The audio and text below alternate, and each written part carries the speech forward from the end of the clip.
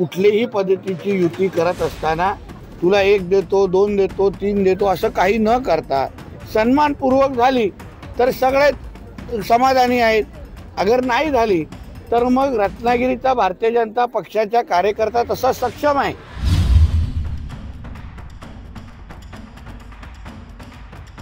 वाद हा तुमच्या मीडियाच्या दृष्टिकोनातून आहे, पण शेवटी भारतीय जनता पक्षाच्या कार्यकर्त्याचं हित पाहणं आणि त्याला सन्मानपूर्वक वागणूक मिळते की नाही यावर लक्ष पूर्ण पद्धतीने देणं हे भारतीय जनता पक्षाचा कार्यकर्ता प्रतिनिधी म्हणून आमच्या सगळ्यांचं आहे.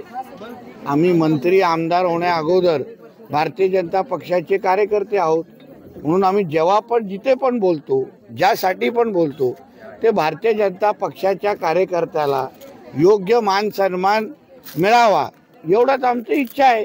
त्याप्रमाणे आता पुढच्या काही दिवसामध्ये पाहू काय होतं. कणकवलीत नेमकं काय होणार आहे? माझं तेच म्हणणं आहे, काही दिवस थांबा, घाई करू नका, तुमचे चॅनल अजून चालतील याची काळजी आम्ही निश्चित पद्धतीने घेऊ. सर, रत्नागिरीत तसाच वाद आहे. भाजप आणि शिवसेना, भाजपचे पदाधिकारी शिवसेनेची युती करायला तयार नाहीये. काही अपक्ष लढवणार आहेत तर काहींनी राजीनामा दिलाय. आपण रत्नागिरी जिल्ह्याचे संपर्क मंत्री आहेत भाजपचे, नेमकं काय बघा? परत सांगतो, भारतीय जनता पक्षाची ताकद ही 19 पासून 24 मध्ये भरपूर वाढलेली आहे. गावागावामध्ये आमचे असणारे कार्यकर्त्याचं जाळं असो, आमचं मतदान असो, सगळ्या बाबतीमध्ये भारतीय जनता पक्षाची ताकद वाढलेली आहे. ह्याची चांगली जाणीव आमच्या कार्यकर्त्यांना आहे, कारण का शेवटी ते गावागावात असतात. म्हणून आम्ही नेहमी सांगतो की कुठलीही पद्धतीची युती करत असताना रत्नागिरीमध्ये अगर सन्मानपूर्वक झाली, जिथे भारतीय जनता पक्षाच्या कार्यकर्त्याला कमी न लेखता तुला 1 देतो, 2 देतो, 3 देतो असं काही न करता सन्मानपूर्वक झाली तर सगळे समाधानी आहेत. अगर नाही झाली तर मग रत्नागिरीचा भारतीय जनता पक्षाचा कार्यकर्ता तसा सक्षम आहे, कारण का लोकसभेच्या निवडणुकीमध्ये अखेर भारतीय जनता पक्षाच्याच कार्यकर्त्यांनी आमच्या खासदार राणेसाहेबांच्या निवडणुकीमध्ये भरपूर काम केलं, दिवस रात्र काम केलं. म्हणून कार्यकर्त्याला आता अपेक्षा आहे की बाबा आता आमच्या निवडणुका आहेत, आमच्या निवडणुकीमध्ये सन्मानपूर्वक व्हावं, कोणी आम्हाला कमी लेखू नये, हलक्यात घेऊ नये, कोणी आम्हाला सुक्या धमक्या देऊ नये. कोणाला खुमखुमी काढायची असेल, मिटवायची असेल तर आम्हीही तयार आहोत, अशा पद्धतीच्या धमक्या देऊ नये एवढीच प्रत्येक कार्यकर्त्याची इच्छा आहे. आणि त्या अनुसार अगर कार्यकर्त्यांनी आपल्या आपल्या पद्धतीने अगर भूमिका मांडत असतील तर त्याची दखल निश्चित पद्धतीने पक्षश्रेष्ठी घेतील.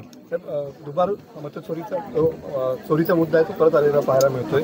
मनसे या ठिकाणी दुबार जे वोटर्स आहेत मुंबईमध्ये त्यांचे आयडेंटिफिकेशन करण्यासाठी काही टीम नेमलेले आहेत.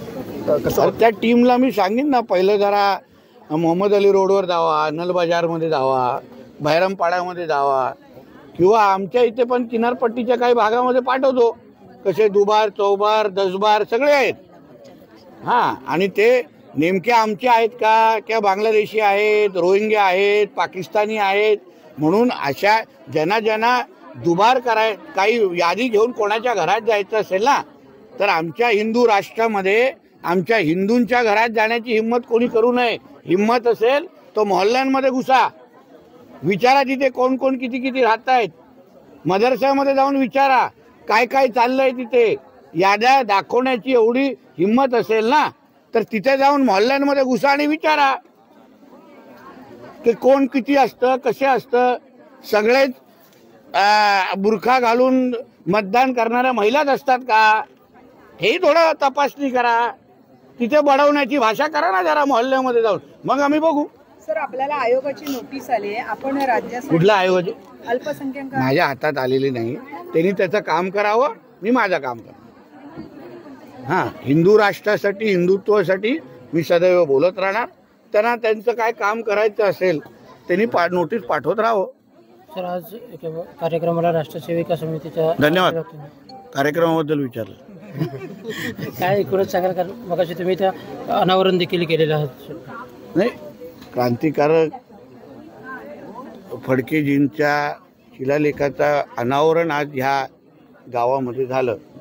त्याचबरोबर राष्ट्रीय सेवी समिती आणि रेणुका प्रतिष्ठान मिळून, रत्नागिरी मिळून हा अतिशय सुंदर आणि महिला सशक्तीकरण आणि महिला माता भगिनींना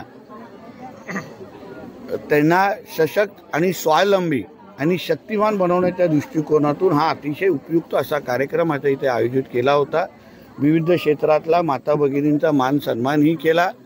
आमच्या अभ्यंकरताई असतील, अन्य ज्येष्ठ सहकारी ताईंनी अतिशय चांगलं उपयुक्त फडकेजींचं पूर्ण त्यांनी जो इतिहास घडवलेला आहे त्याहीबद्दल तो ज्वलंत इतिहास आमच्यासमोर मांडण्याचं काम केलं. अतिशय प्रेरणादायी हा कार्यक्रम होता.